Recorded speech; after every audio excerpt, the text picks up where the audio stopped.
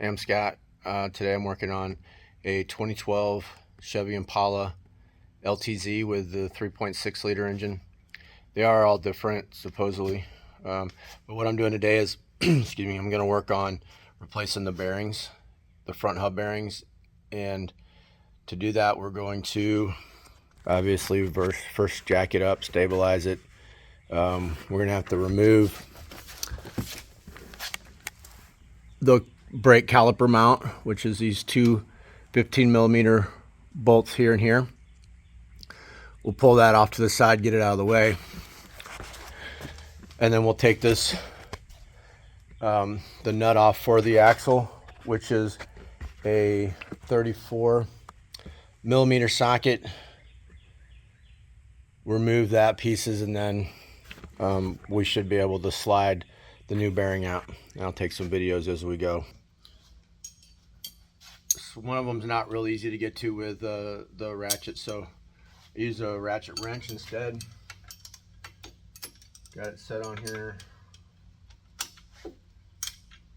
Use this other wrench as a leverage.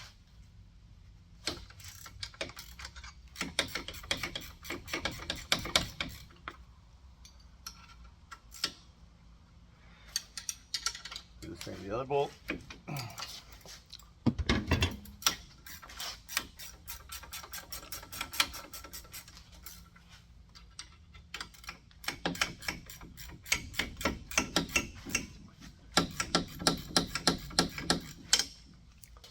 I use a lot of Ryobi tools. This is the new 3/8 impact that I just got. Works great. I love all the Ryobis. I've just had good luck with them. They're cheaper. They seem to last pretty well, pretty long time too. So.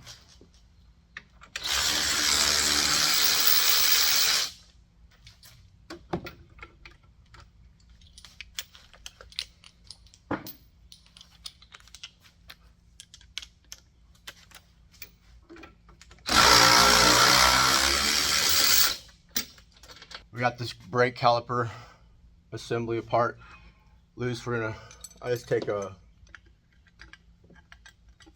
bungee cord, hang them from the spring, keep it out of the way. You don't want all the weight on the line. It can destroy it. So now we just take it's a T30 star bit. Hopefully this will come off halfway decent.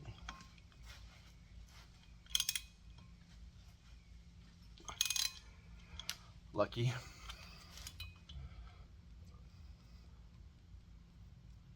Can't tell you how many times I've had to drill these out. Don't even put them back if you have to drill it out. It's not that big a deal. Not in my opinion anyways.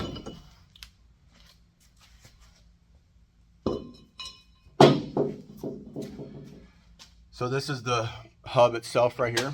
This is what we're going to be replacing. We'll take the 34mm socket.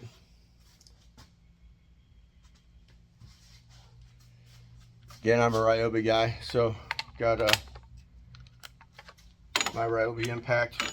They're only good if you use a 3 amp or the 6 amp bolt batteries on these, on the 18 volt. They don't last very long if you have the smaller batteries.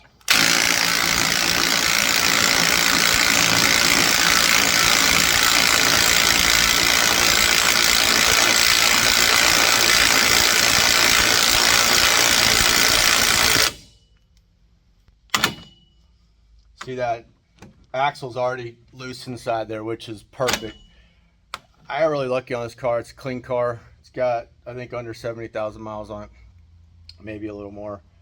But the inside of this area is not all rusted out. It's not full of gunk. It's not rusted together. You saw how easy the brake rotor popped off. A lot of times you'll have to beat these to get them off because the axle's froze inside there. So PB Blast can be your best friend and stuff like that. So you want to pre-soak stuff if you run into situations where this is just rusted in there and it doesn't want to come out. You can beat on it for a while first, but if you just throw some of this in there for 10-15 minutes, it'll help a lot. and then you can get the big hammer out and start working on it. So now I got the 3 bolts that are on the back side of the bearing, and they are 13 millimeter.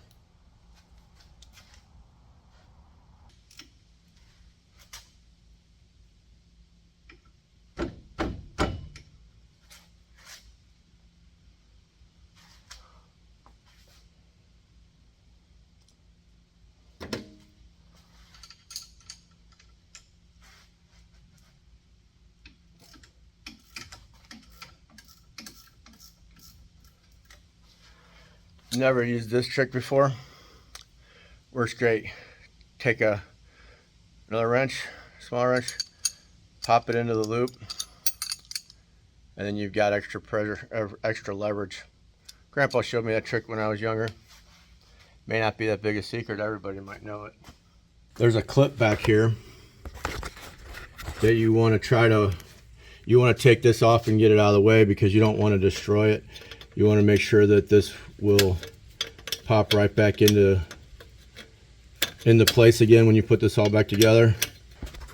Okay, so we got that. Just crimped it onto it with some needle nose pliers. We'll pull this apart. Okay, that'll be out of the way so we can get to this other 13 millimeter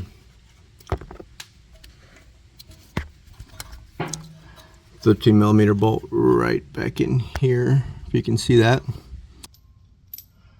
Got all 3 bolts out. I'm gonna pull this off.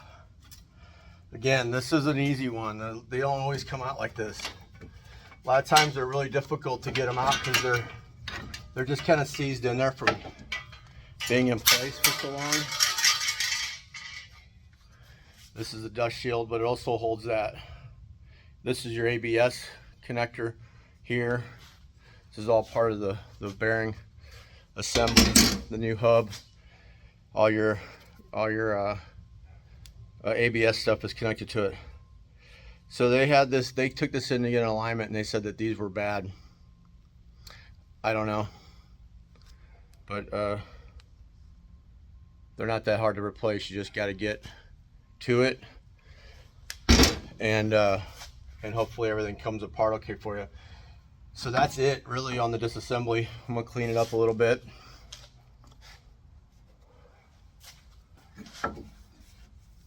Make sure there's no burrs. Make sure there's no major corrosion in there. You want it to just slide back into place, not have any issues.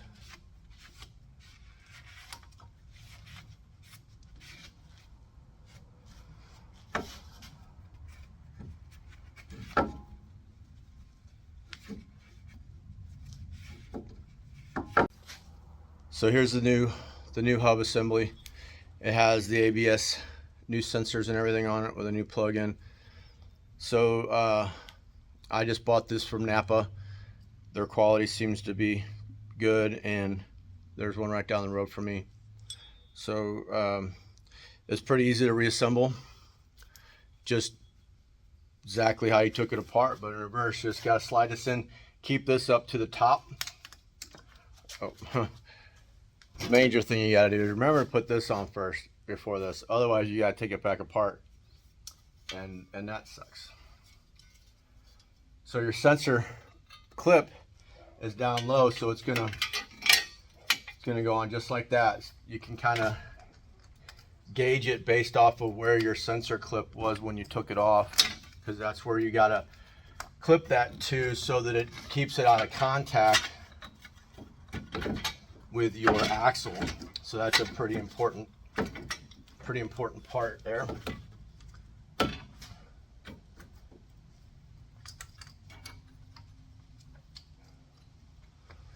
Sure it's all lined up.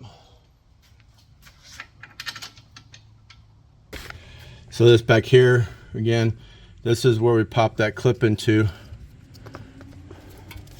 and these are our 2 plug-ins.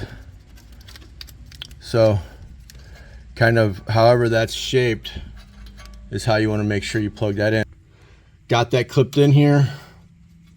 This is secure. I'm My plug is secure. This is very important because if this plug comes out and lays up against your axle as it's spinning, because this right here is spinning the whole time you're driving. You can see it moving right there when I turn the wheel. So this wire has to stay out of there. So this clip is very important. If it breaks or anything, you need to make sure that we've got all this assembly put back together. Now it's time to just put everything, the rest of the stuff back together and get it back on the road. So next step is the rotor.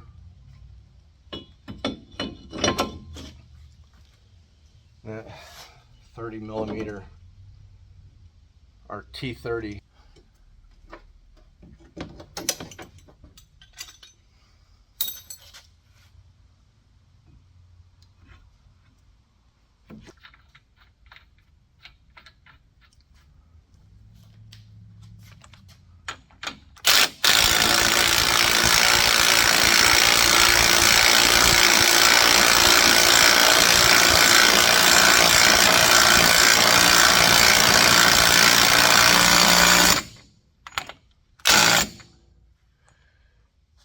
Now I just use my impact wrench.